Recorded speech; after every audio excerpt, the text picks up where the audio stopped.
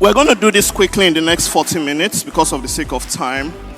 And because we are here in the midst of entrepreneurs, the Zenith Bank business believed that it was important that we hear from people who have gone on this journey before you, people who have had to struggle within the African markets, people who have had to build despite the obstacles and the obvious challenges we face as a continent, as a country, to share their experiences with us, both from a regulatory point of view and also as business people, so that we can also understand what is possible and know what to plan for. So again, my fellow panelists, thank you so much for making out time.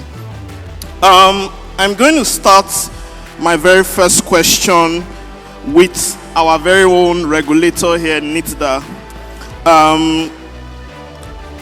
So before we start talking to the businesses, it's important we hear the regulatory perspective to things to set the foundation. We want to know today what are the functions of NITDA and how does this impact the digital economy? Because I think one of the problems today is we don't know what to deal with NITDA on. We don't really know what to expect from NITDA and how NITDA's decisions impact our own individual businesses within the digital economy. So what does NITDA actually do?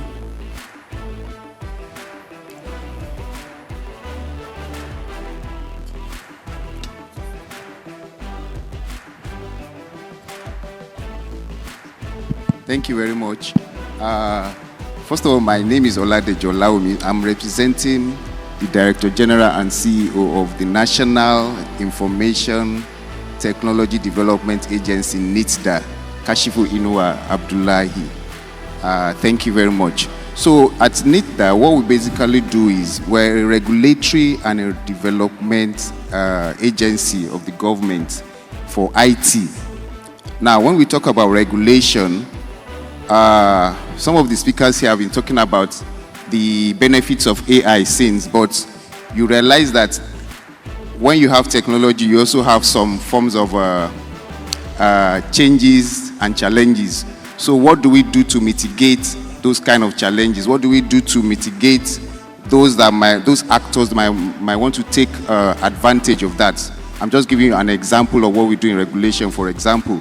So in the case of AI, for example, what we do is you realize that AI, when you're talking about AI, we're talking about things like transparency, trust, data security. Those are things that people want to, capitalize on because of the inherent advantages they can derive from it. So what we do is we sit down together with those that are what we call the stakeholders in industry to develop regulations to guide the industry.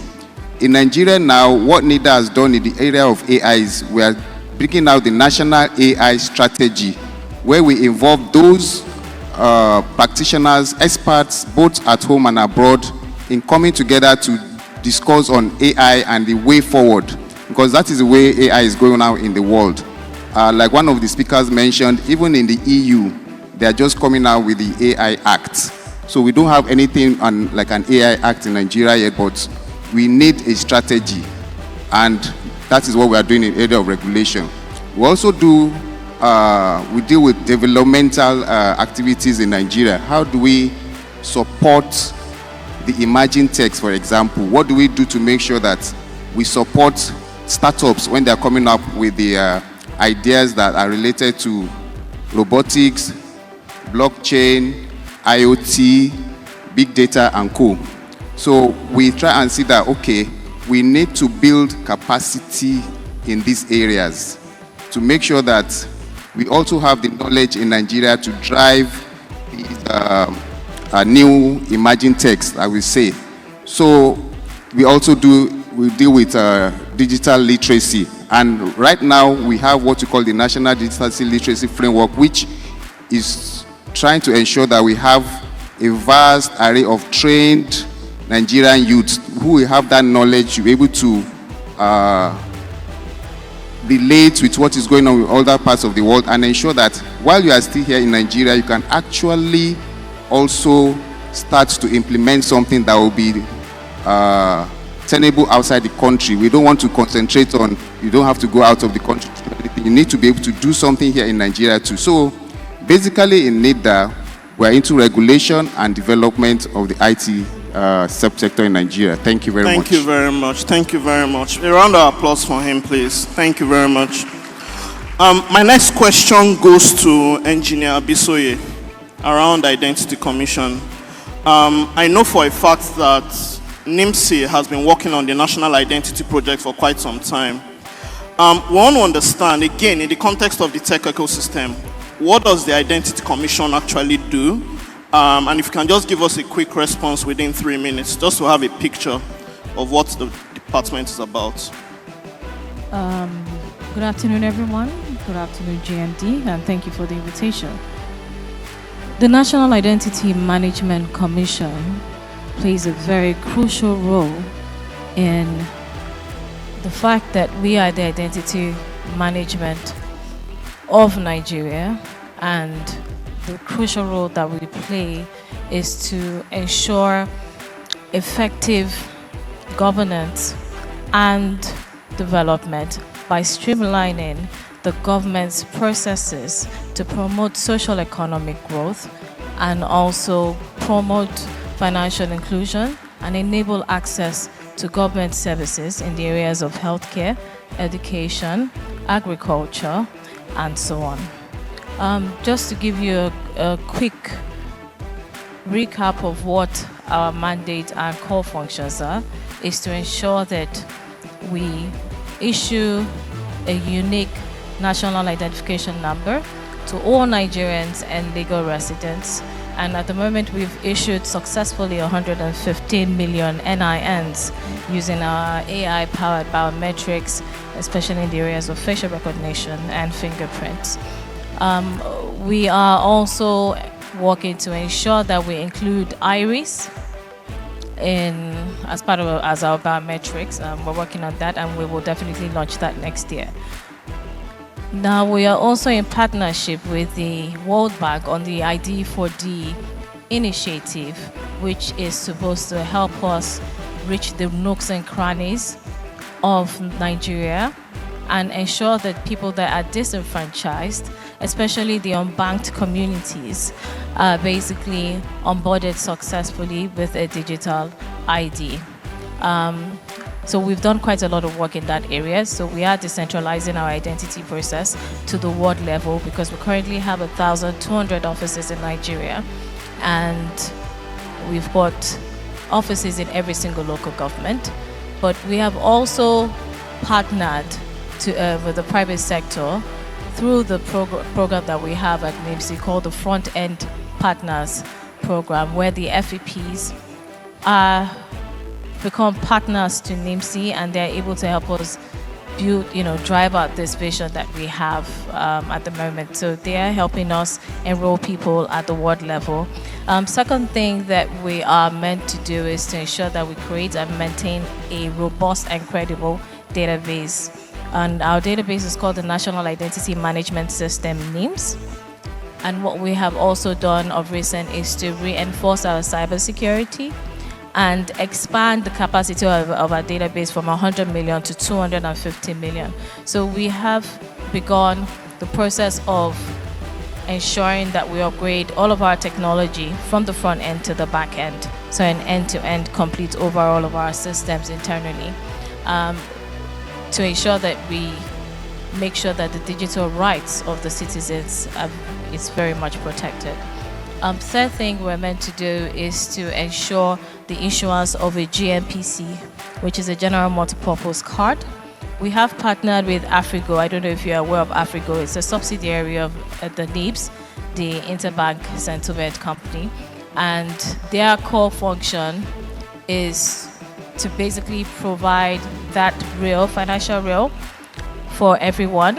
And reason why we partnered with them is it's the first indigenous company in Nigeria that has that capacity as Verve and Visa, and MasterCard. So we're working very closely with them on doing that. And we've also partnered with another consultant called the Data Mining Company in the issuance of this GMPC card.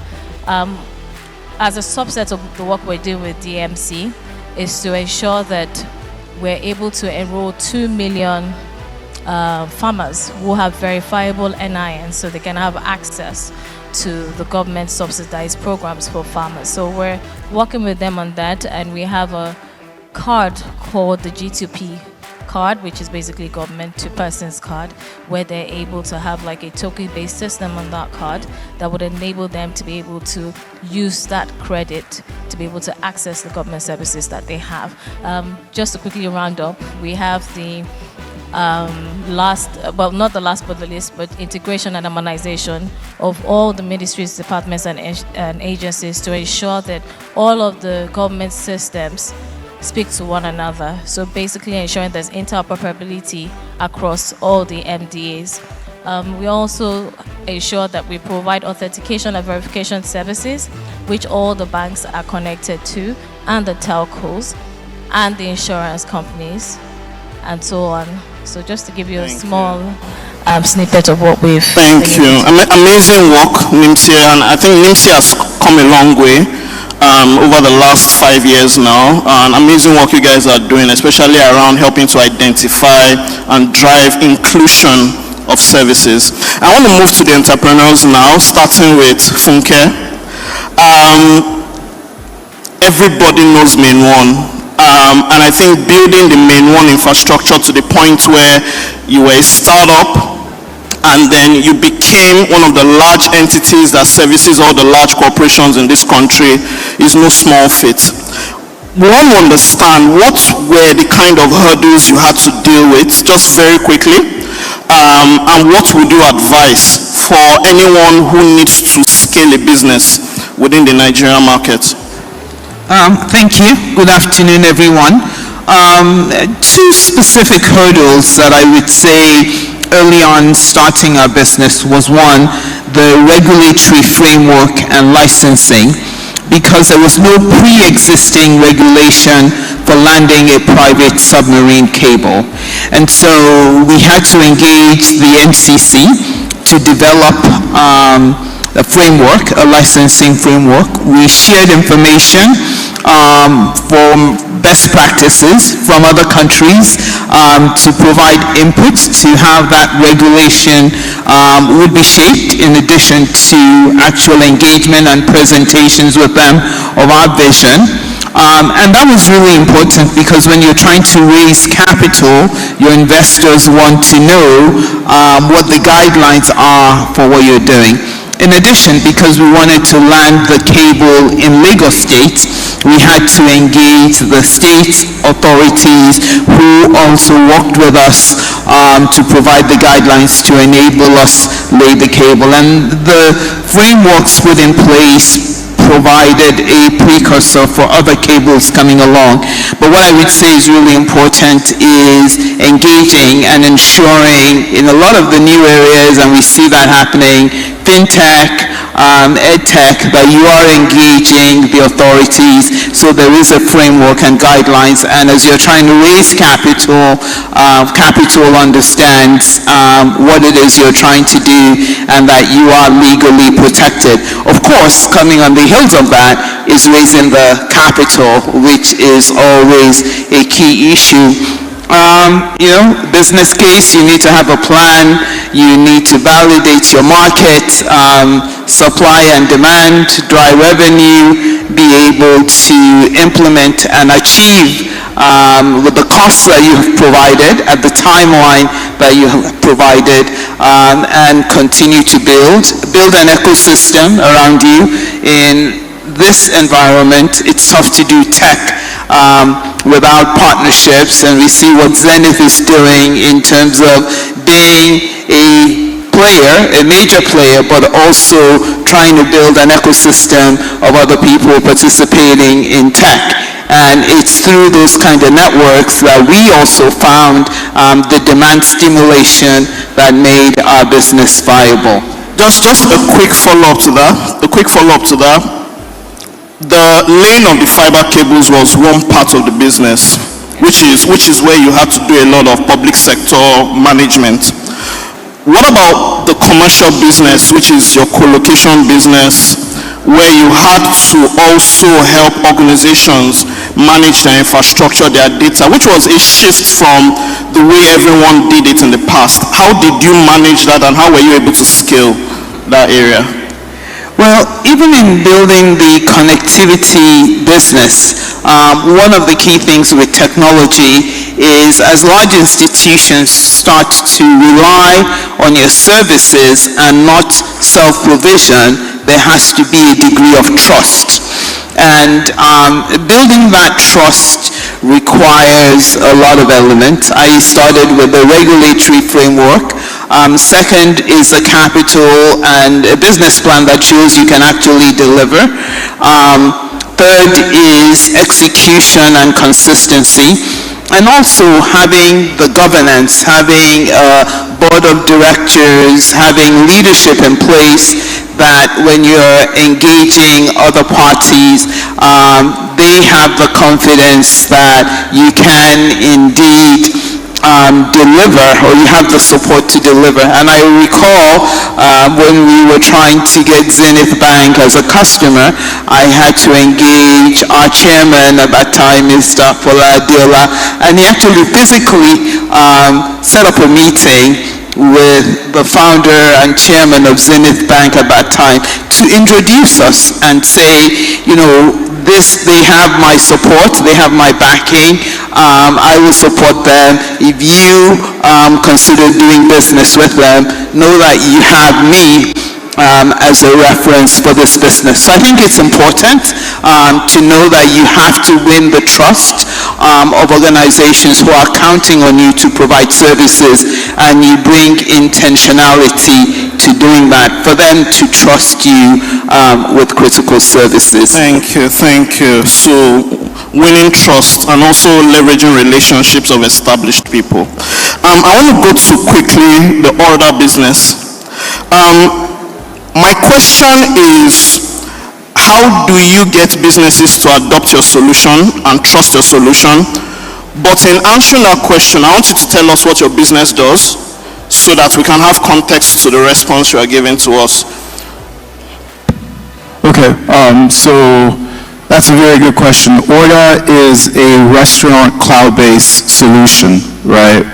Specifically built for very small, medium businesses. We're in thousands of restaurants in Lagos and Kenya and South Africa. So the question on trust, right? It's, I used to work at Jumia. I was MD at Jumia, and oftentimes the first piece of software that small restaurants would have would be ours, right? And we all know that businesses need technology, they need data to monitor what's going on. But they don't have that, and no one has built a solution that works for this market. No one has really focused on that. And it's very difficult. Imagine you're a small business and you want to go to Zenith Bank and you don't have a dashboard to tell them how much money you're making, what's your profit and loss, and how to scale. So the bank, you're probably going to come in with all these booklets. It's going to be hard for them to assess it, right? So we firmly believe that there's just two things stopping their growth: lack of technology to put together everything they're doing, data-driven insights, and then the finance bit, which is what Zenith Bank and other banks do.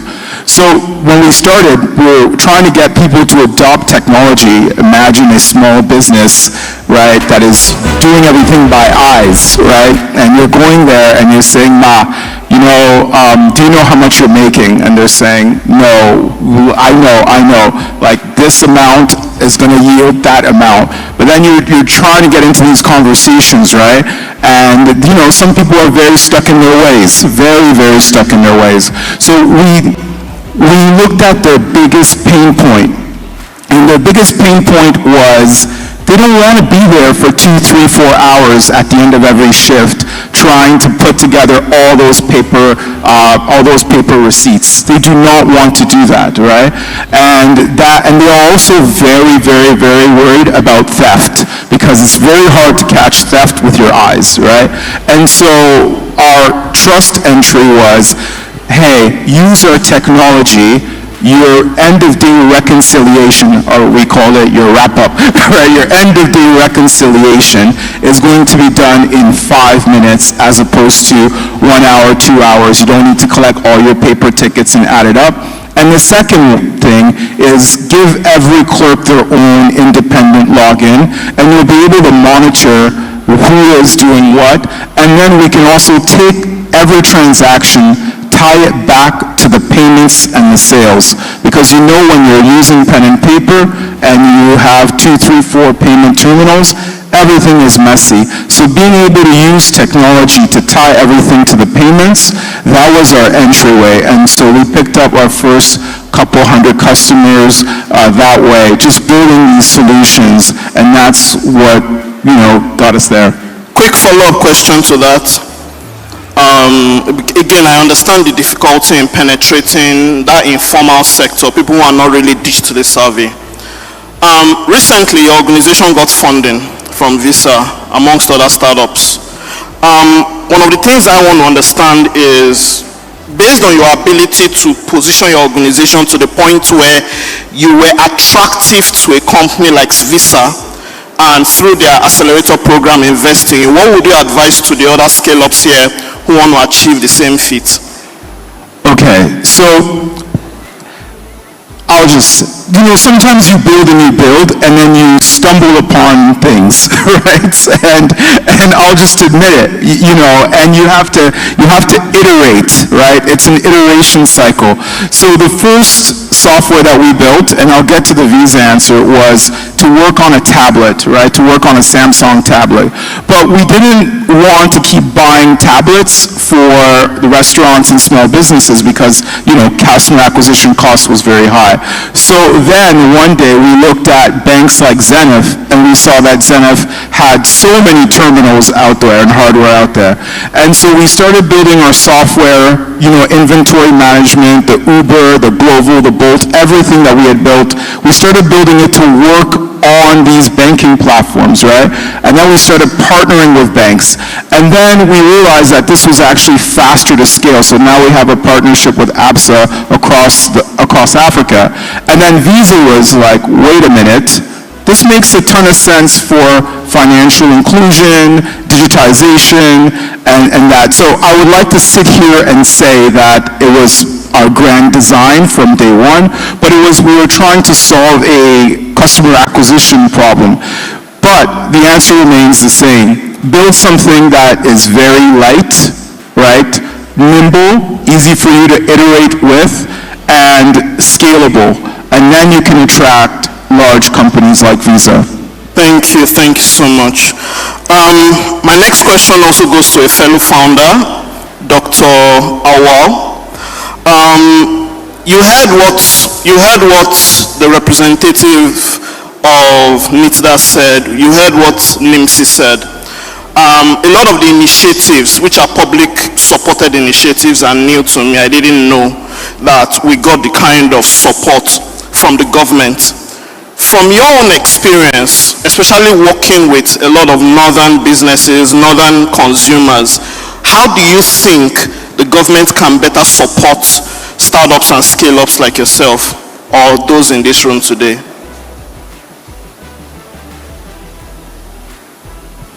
Hello. Yeah. Good afternoon, everyone. Thank you very much to the Zenith Bank for inviting us to this very wonderful event. For your information, I'm Nigerian, but I actually reside in Malaysia. And Malaysia is one of the Islamic banking and finance hub.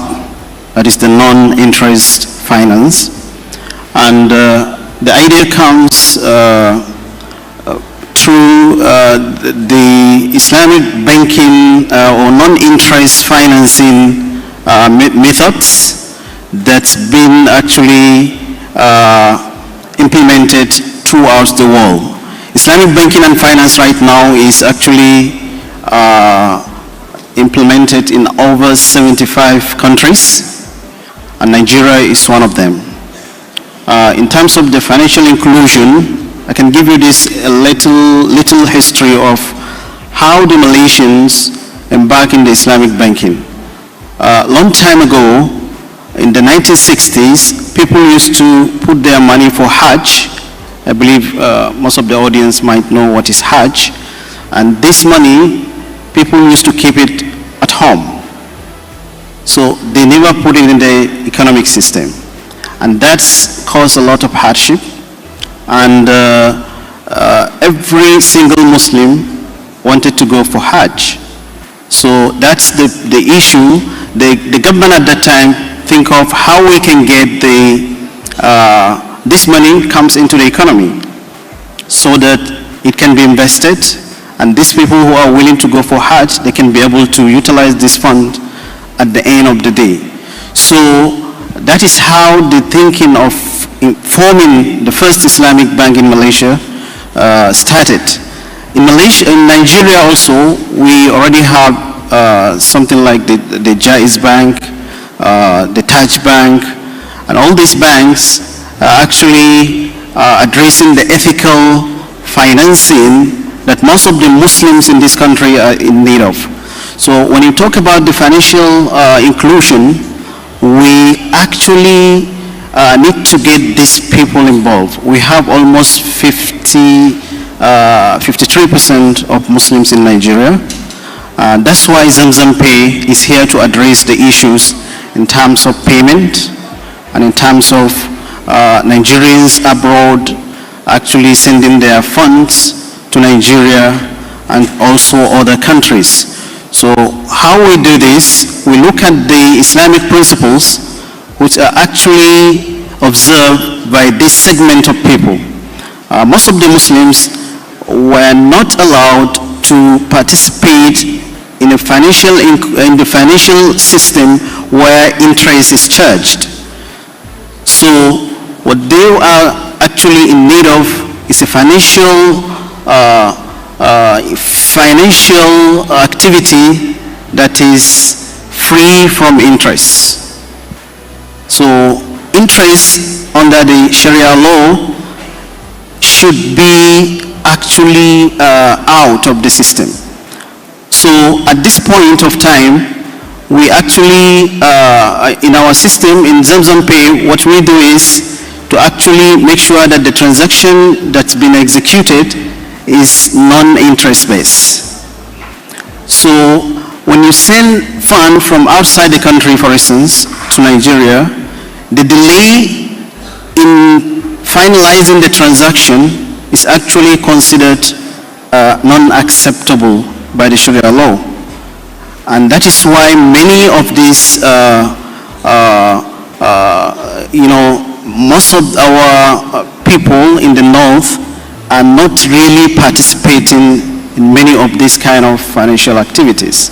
So we are here to help in this situation whereby we come up with a technology that can be able to actually provide real-time transactions for this segment of individuals who are actually looking for an ethical and also Sharia compliant financial system. Thank you. Thank you so much. Ada, my question comes to you. We saw the unpleasant statistics around fraud and cybersecurity at play within the country.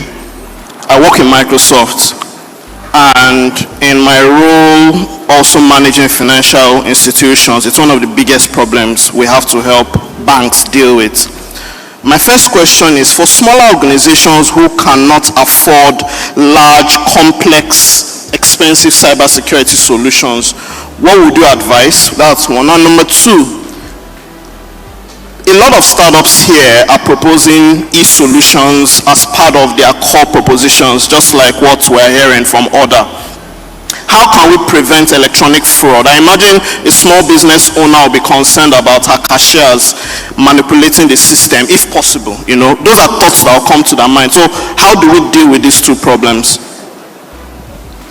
So thank you, everyone. Good afternoon. Thank you to the management of Zenith Bank under Demadora for the invitation to speak today. To the first question, as a small business, I'll say prioritize your cybersecurity. Whatever funding you get, spend it on prevention than cure. Because the moment it happens, your business is gone. There are collaborations with existing technology. So Microsoft will give a certain level of security, leverage on that.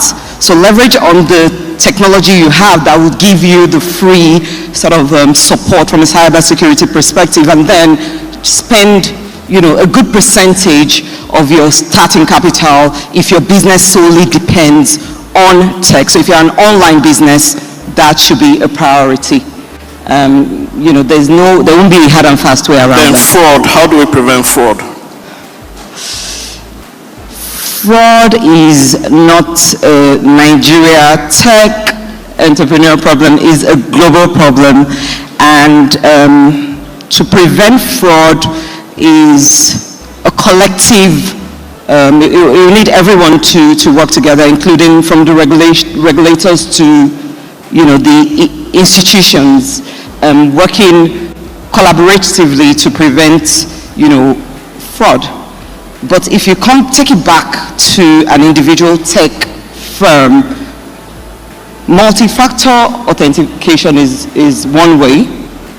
If you have cashiers and you limit their access to your systems, your payment systems, for example. So there's a block to how they can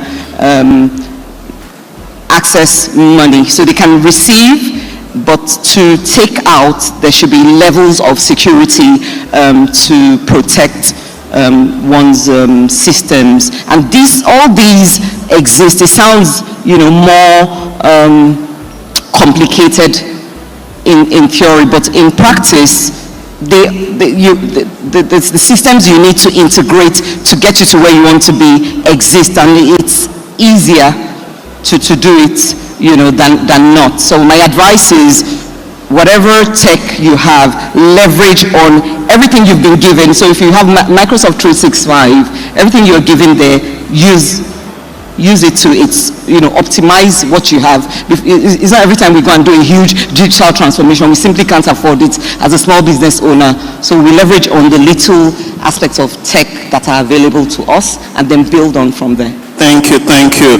Based on what you've said, I want to pose my next question, and we just have a couple of few more minutes left. I want to pose my next question to Engineer Abisoye. Based on what she said, she gave an example of multi-factor authentication.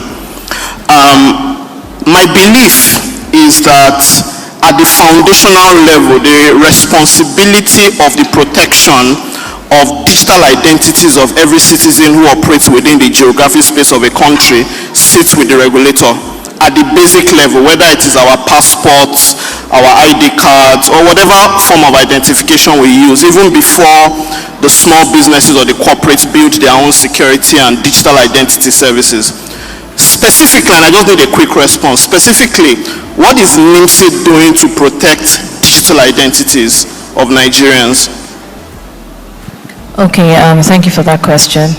Well, what we have done is gone back to the basics, ensuring privacy by design, which literally means that when you're building your software, you have to make sure that the digital rights of the citizens is at the core of that software. So what we have done in this instance is, we hear a lot of things about, oh, my data has been hijacked or hacked. What we have done is come up with a user consent management process where the app will allow you to have control over the information that you share. So thereby you are the one that's going to share that information to whichever service provider that requests that information. So for example, you should be able to consent what information you want to give. So in that instance, the app which we're releasing very soon, it should be out by December, it's going through the UAT process, is just to ensure that as the owner of that data, you have full rights to your data, one, and you have total control of your data, and you're able to share that information that you require. Outside of that, what we've also done is to ensure that we've strengthened our cybersecurity. And another thing we've done is strengthened our legal frameworks. So if you are aware last year that Mr. President has signed into law the Data Protection Act 2023. Now the NIMC Act had not been reviewed or amended in 17 years. So we had to do a recent review of that, and it's about to pass the third reading in the National Assembly. So what we have done is amended that to reflect the data protection rights of citizens, and also to include the Cybersecurity Act in that amended act for NIMC, and that's what we've done. But there's some key things that I want to touch on that's very, very core when you're talking about AI, because you know that AI-led digital public infrastructure is heavily reliant on actual digital infrastructure, which is the physical infrastructure, such as internet connectivity, which my dear sister can speak more on that, because there are a lot of areas in Nigeria that lack internet connectivity. And if you don't have internet connectivity, we cannot even start to talk about digital tools. So what we've also done again is to ensure that part of what the government is doing at the moment is that the government is committed to ensuring that they provide fiber to all the areas that don't have internet access, and also provide sustainable renewable energy in those areas, because if you don't have energy, there's no light. You're wasting your time talking about digital infrastructure. So you need energy, you need digital infrastructure, and you also need to create awareness and especially education on digital tools and digital literacy in those areas. I mean, if you're able to create awareness of digital literacy, you also be able to drive financial inclusion at the grassroots level, which is very, very, very key. But we all know that technology is expensive. So what we need to also work on is ensuring that we have user-friendly technology that is interoperable, that's inexpensive, and that's also accessible and scalable. So those are like a few areas that we need to Thank you. And because of our time, I'm just going to ask one final question, and that question goes back to our regulator, NITDA. Now, the reason the scale-ups are in this room, the reason Zenith Bank is organizing this, is because there is a need to grow our ecosystem.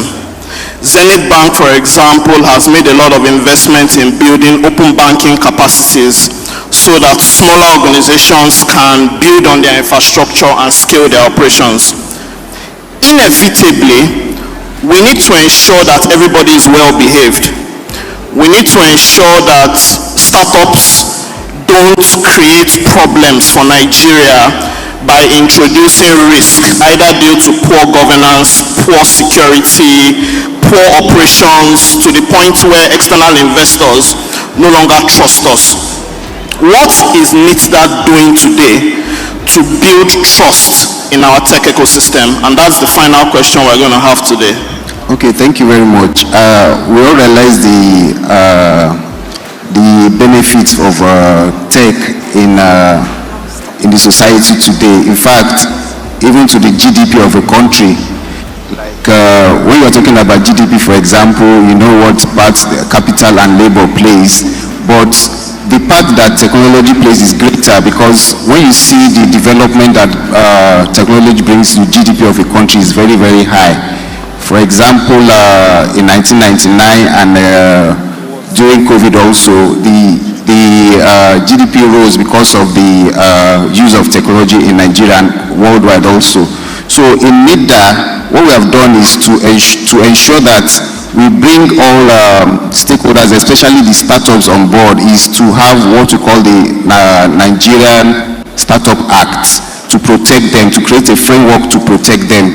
Because when we see the advantage that startups have in a country is very immense, because companies like Andela and Flutterwave that we all know about, they have grown from startups to become what we call unicorns, that they have a valuation of over $1 billion.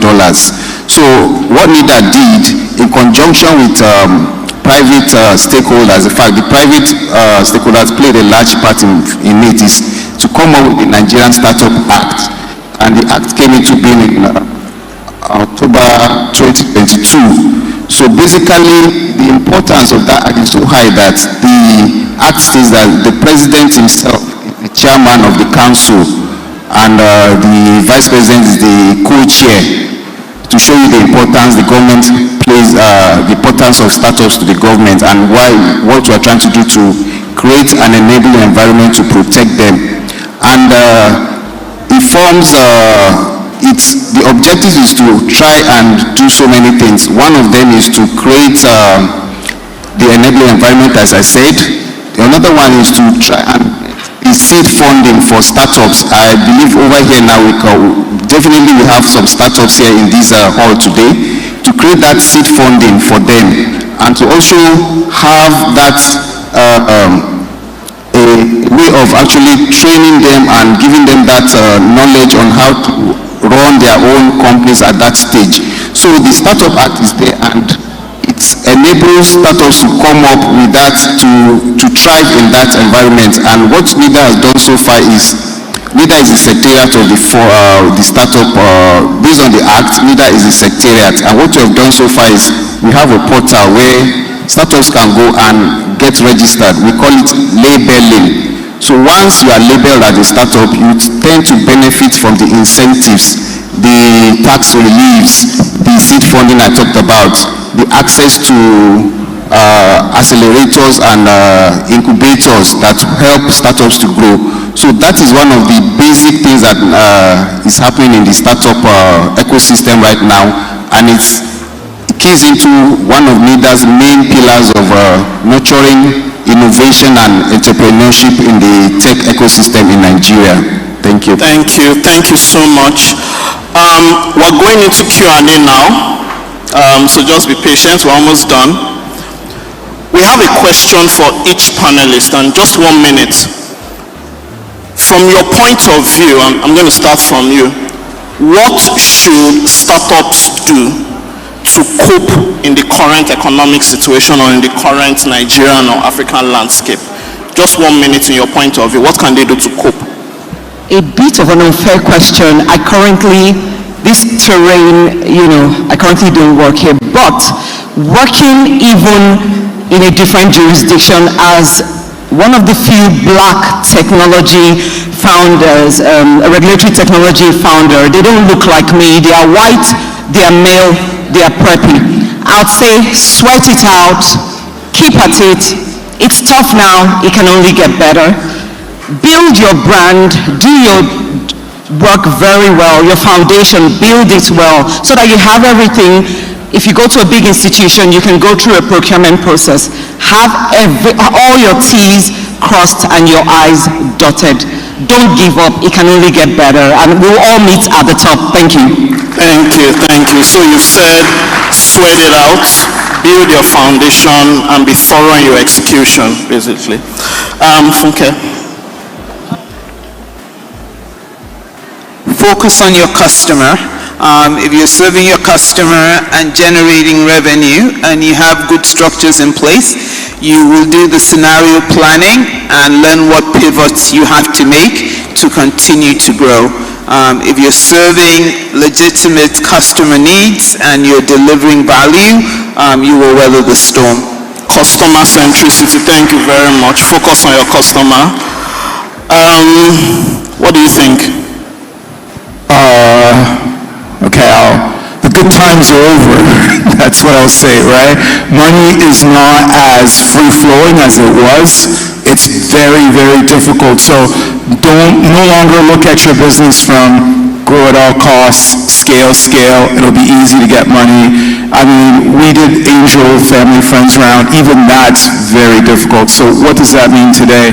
It means really just you guys give really good answers, but I'll look more from being really, really financially and fiscally conservative, right? It's you got to balance that P&L. You got to make sure that things are sticking. You also have to, I know, we're saying sweat it out, but personally, I am building the business as, I don't know what's going to happen. I'm building the business as, hey, things can get twice as bad right now, and if it happens, I'll be ready. So be pragmatic in how you plan and focus your business, and be adaptable in case of unexpected things. Your point, what do you think? Yeah, thank you very much. I think in terms of regulation, the government, especially the central bank and the Securities Commission or SEC. Sorry, can you speak up? Can't hear you. What is it? Can you speak up a bit? Oh, sorry. What I'm saying is that in terms of the development in fintech, we need a very active regulation that is not heavy on the fintech firms. We can see from other countries where the CBN and other regulators do not put too much regulation on the fintech platforms. Rather, they put a very minimum regulation on them so that they can grow, because this is about innovation. So for them not to kill the innovation, they should actually have a very less regulation on the fintech firms. Second thing is that we also have to look around the world. What are the current applications? We can see the development of P2P, the peer-to-peer financing, which has been instigated in the UK back in 2005, and then also taken off by the UAE, China, and other countries. It's a very, very big market today. And Nigeria should not be left behind on this kind of development. Thank you so much. Thank you so much. So you said two things. You said people need to pay attention to international regulation and events at play, but you are also not taking responsibility away from our regulators around how they also support the ecosystem, which is good. So what do you think? Okay, thank you. So I think startup will focus on taking advantage of the Nigerian Startup Act. You could check it online and see how to get labels so that they can know how to get all the advantages therein. Also, startups should try and work in clusters, because that will enable them to get more of the, apart from the funding provided for the government, to enable them get funding by angel investors and venture capitalists, which is very key to what they are doing. So work in clusters and take advantage of what is in the Nigerian Startup Act. Thank you. Take advantage of the Nigerian Startup Act. That's a brilliant one. Finally, our DG. Focus on value-added services. A lot of the time, people focus on just the money. If you add value, it will definitely bring exponential wealth. So I think it's important to focus on that. The government is trying to enable quite a lot of access to services. There's so much you can do around that. There are a lot of add-on services that are required. So go and find out, do your due diligence, and see how you can be a part of that. They say charity begins at home, so let me start with NIMSI. The front-end partners, we're going to definitely release an EOI in January, second week in January. Please take advantage of it. You get paid for you to be able to help us increase the number of enrollees that we have, expand the number of enrollees we have in the database. So it's a good way for the private sector to participate and work with the public sector. So please take advantage of that. It's open to all. There is no preference. We're trying to get down to the ward level.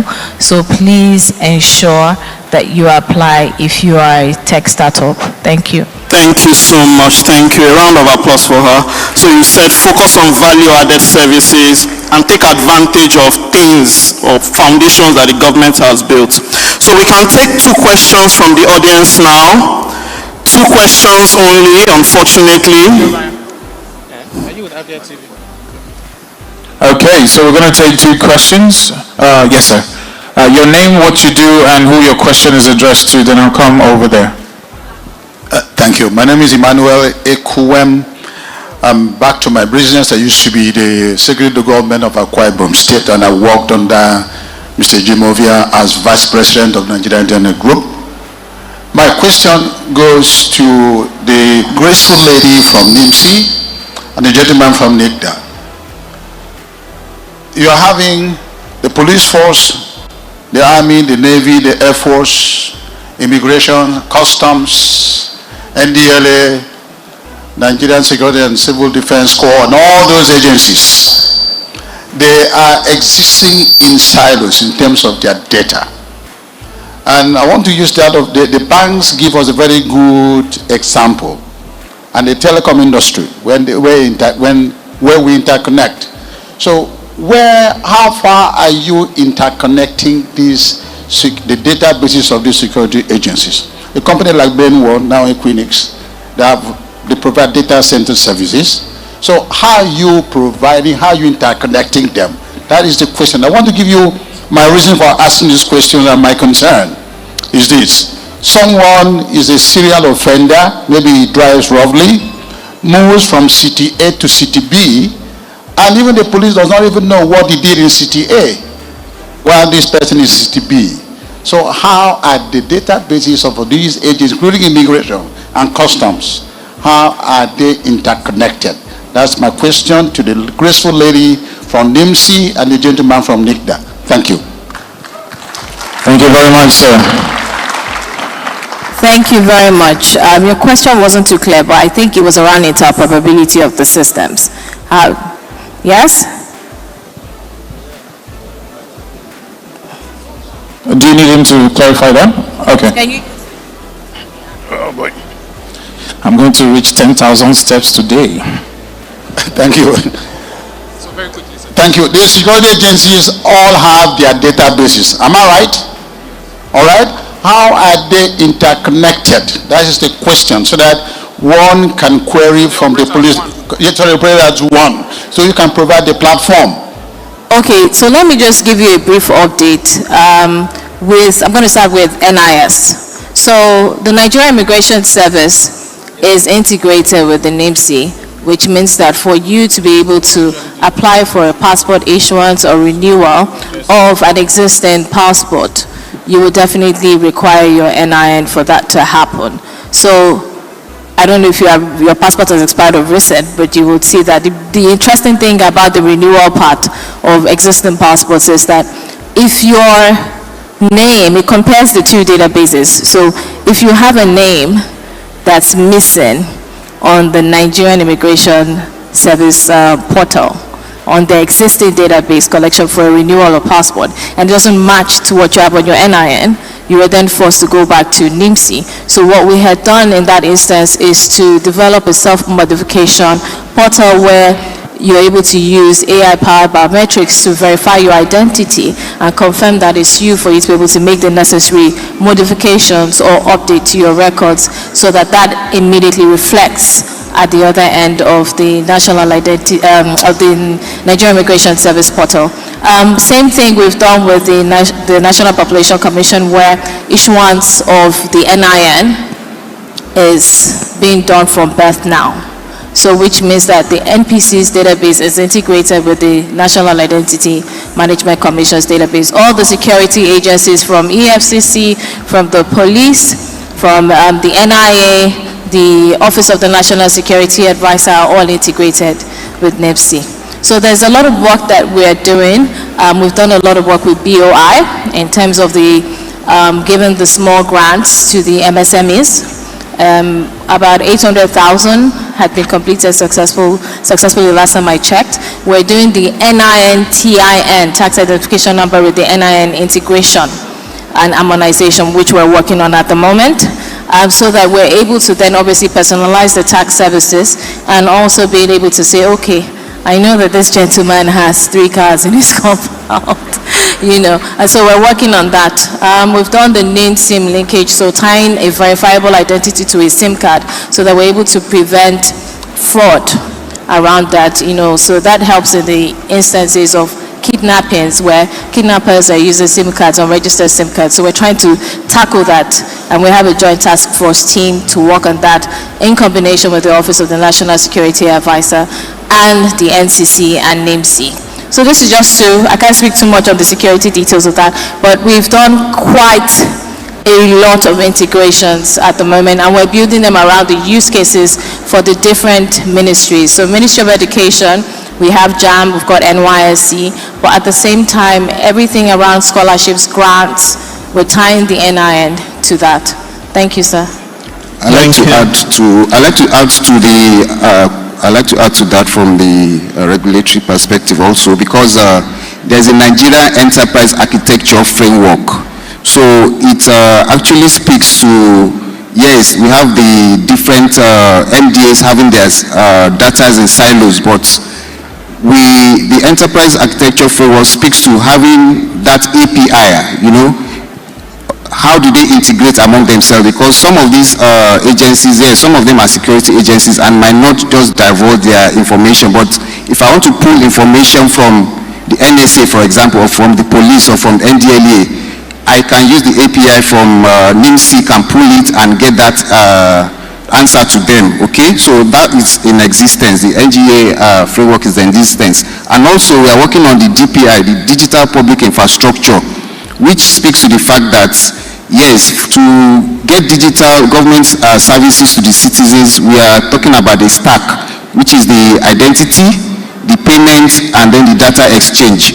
So the payment is there, the identity is there, handled by NIMC, NIBSS is handling the payment, and then the data exchange is what also speaks to the that framework that keys into interoperability and how they actually pool data among themselves. Thank you. Thank you very much. Thank you, Wale. So what I want to do is just take sets of questions too. I'm trying to filter through the questions. Please, let's remind ourselves of the theme for today. And the questions should be relevant with regards to knowledge sharing, not necessarily inquiries and things that you can literally call helplines to find out, okay? So please, let's be very mindful and demure with our questions. Really appreciate that. Your name and your question and who it's addressed to, very quickly. Okay. Thank you. My name is David, and my question is addressed to the leader. I'm a stockbroker and also an IT agent. I've been to so many companies whereby when you are going into the bank, they ask you to put down your information on higher education. And looking at data protection in the company or in the country, how do you protect such information from somebody that is coming next? Take for instance, Mr. President is coming, he wrote down his name, and somebody just walked in and saw the name and picked number from that. That is a breach of data protection. So what is NIDA doing to make sure that there is a way to protect against getting information from companies? David, right? Okay, thank you for that, David, and I'll take the second question. Your name, what you do, and very quickly your question. Okay, good afternoon everyone. My name is Ernie Bufimilaya Salami. I'm a medical student in the University of Lagos studying pharmacy, and my question is for Engineer Abisuri. So you said a lot of information on collecting health information and information in general in all fields, and I want to ask the possibilities of NIMC, that's the NIN number in particular, and centralizing health data. I have a startup, my drug aider, and my main aim is centralizing this health data, putting them together, making them accessible, that at every front-end health worker can use this number to access this patient's data. I've been putting it for a while, and I've always used the NIMC as one of my unique selling factors. So we are looking forward to knowing the possibilities that the Lagos state government has with pulling this information together, such that if every person goes to a healthcare worker, gives them their NIMC, their NIN number, they should have basic medical information, emergency details, important enough to deliver health. Thank you very much.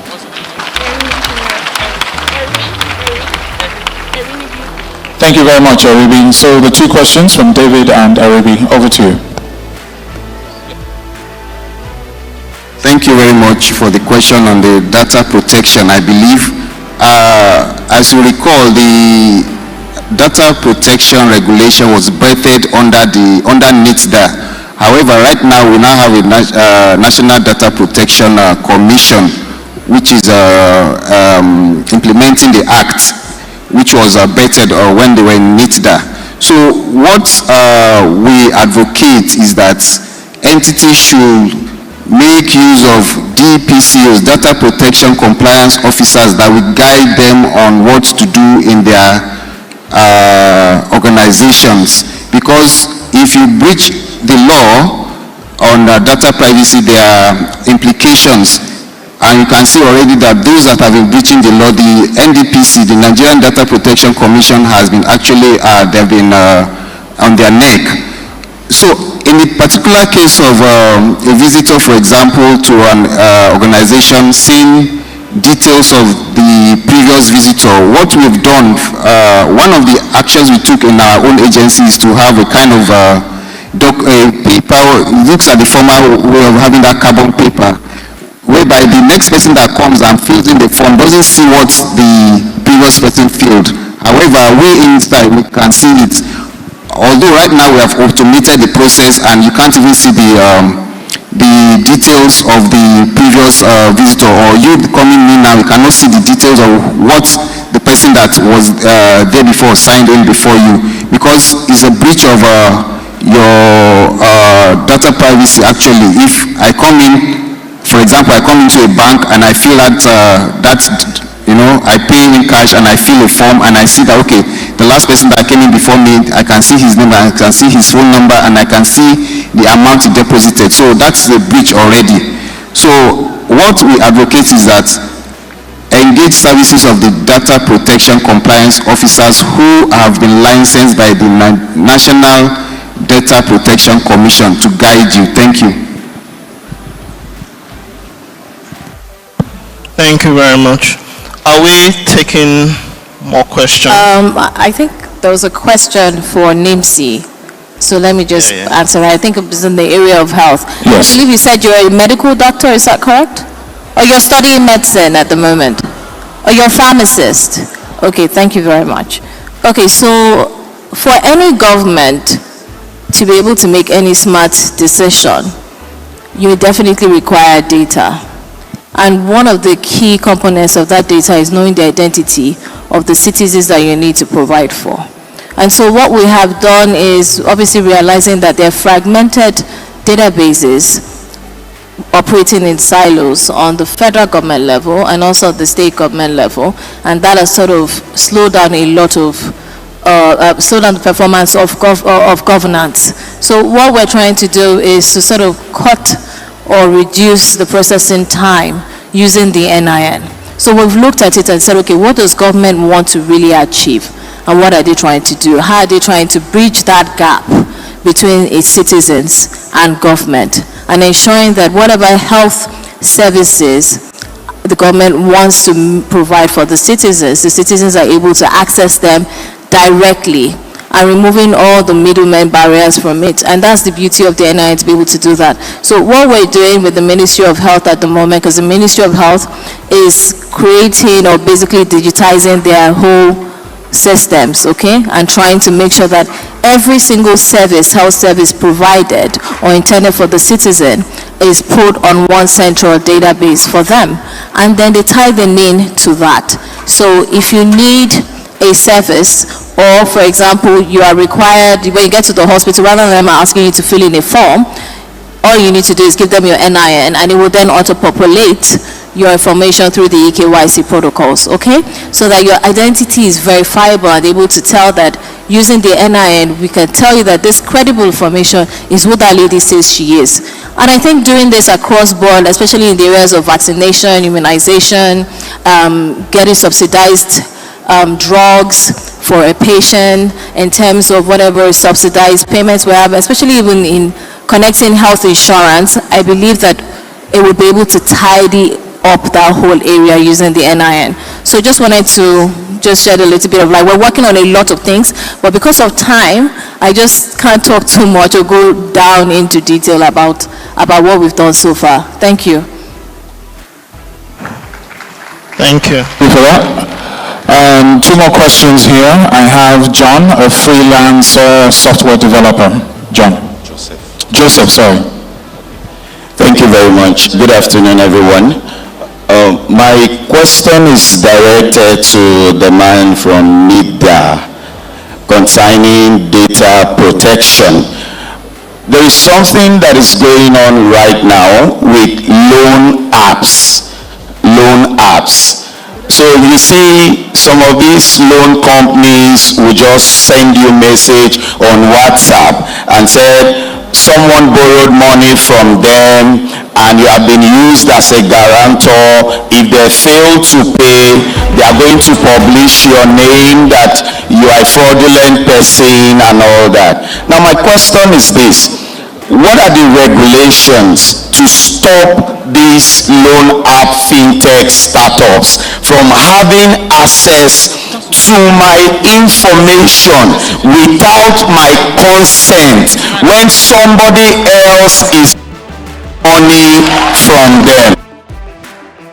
We are here is we are asking, why is real estate an high-risk business? Why are you not allowing payments to come in from abroad? So, and I know that what they claim is that there's too much fraud in the sector, but we know that some states are getting it right. For example, Lagos State, perfect what they are doing. You can confirm land documents, you can, at the press of a button, anything you need to know about land documentation, you get it in Lagos State. So we feel that in order to encourage more states, and I'm talking, I guess it should be from NIDA, in order to encourage more states to digitize and remove this stigma of real estate being an high-risk business, why don't we just, work around it, maybe fine-tune the regulations, because there's a lot of money that will come into real estate from the diaspora. That's my question. Thank you. Okay. Who wants to take? Yeah, so is that a question for NITDA or for the central bank? Because the question on payments. That's what I was about to. We don't have the central bank here, unfortunately. They will be more ideal to respond to that. So I assume no one is taking that? I don't think anyone can. They plead the fifth. The Gen Zs, the younger ones, I just said two questions, if you have any, from the younger generation. We'd like to hear from them as well. Anyone? Okay. And your name, what you do, and your question. Good afternoon. My name is Abiodun Adediwura. I am a student studying health information management from the School of Lagos State College of Health Technology, Yaba. My question is going to be concerning the issue of data. I believe that in Nigeria, our database is too scattered. Sometimes I feel like we don't have the data bank, because I have a reason for saying that. In a country where I feel like everybody can have a unique number that can be used for every registrations. We have a different number for NIN, different number for BVN, different number for this and that. Is it possible that with just one unique number, you can do every registration you need to do and your data can be retrieved? Thank you very much.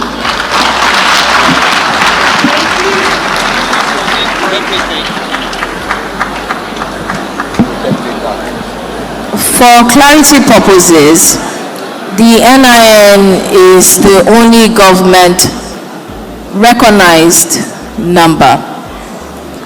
Now, the BVN is a private sector identifier, unique identifier. And I don't know if you recall last year, the CBN gave a directive that the NIN must be linked to all accounts.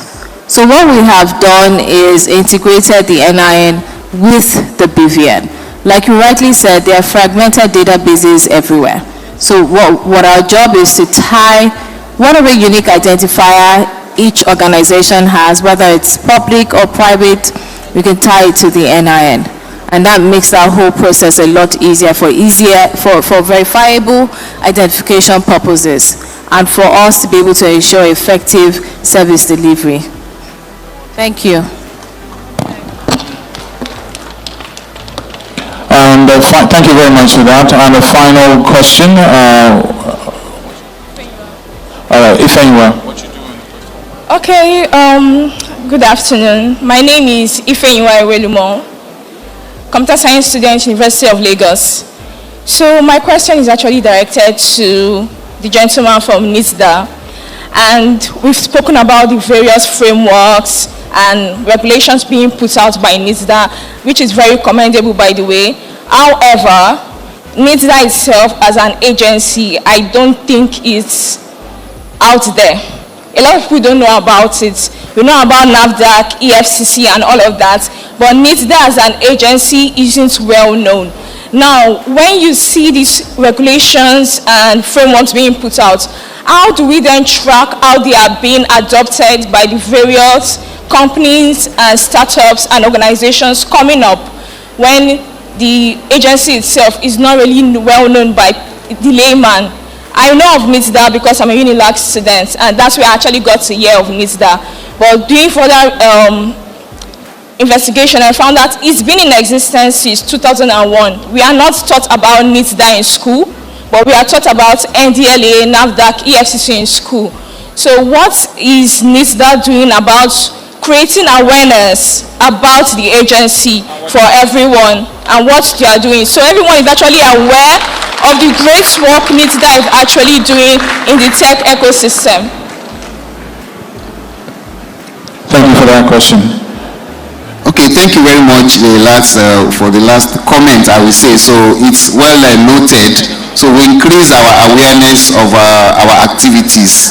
Thank you very much. Over to you, Wale.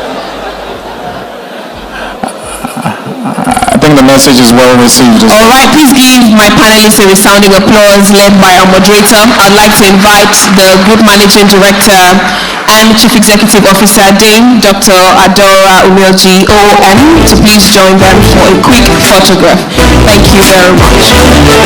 Ladies and gentlemen, still ahead is the hackathon, and with 10 contestants who will have the chance to show you what they are made of, their idea for the future moving forward. So Tech Fair 2024, Future Forward 4.0.